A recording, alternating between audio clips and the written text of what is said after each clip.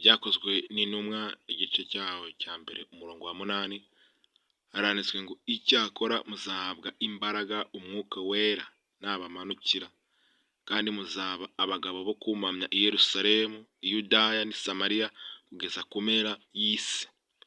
Iki gihe ijambo ryasohotse ni igihe Petero yari ari kumwe na Yesu. Petero aramubwira tuti mbese iki nicyo gihe wenda kugarura ubwami bwawe? Haleluya.